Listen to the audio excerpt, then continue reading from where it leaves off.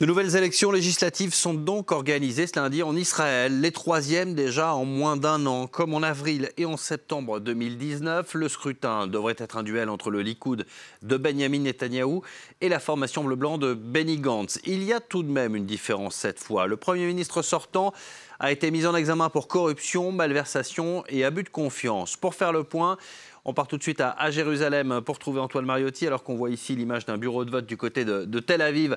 Antoine, bonjour. Ces élections législatives peuvent-elles être différentes des deux précédentes ?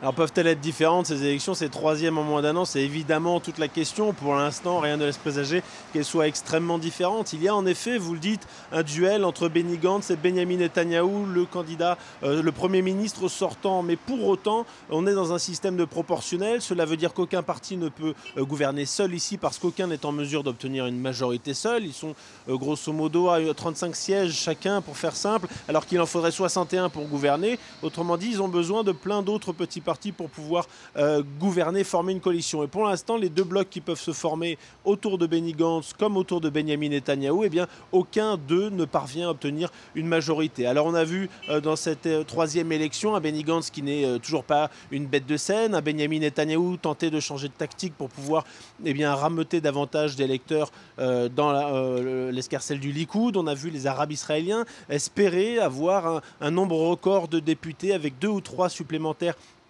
par rapport à leurs derniers chiffres. Mais cela montre surtout ces troisièmes élections à quel point ce pays est divisé entre laïcs et religieux, entre pro et anti-Netanyahou. Cela montre aussi les limites du système de la proportionnelle qui sur le papier est bien évidemment le plus démocratique, mais qui peut aussi mener, on le voit, à des blocages interminables et à une paralysie du pays. Israël n'a pas pu voter par exemple le budget de l'année 2020. Automatiquement, on a repris le budget de l'année 2019 pour que les institutions puissent continuer à fonctionner, parce que cela donne un poids incroyable, décuplé à des petits partis qui peuvent avoir seulement 3 sièges, 10 fois moins que les principaux, mais qui bloquent complètement la situation parce qu'ils refusent de rejoindre tel camp ou tel camp.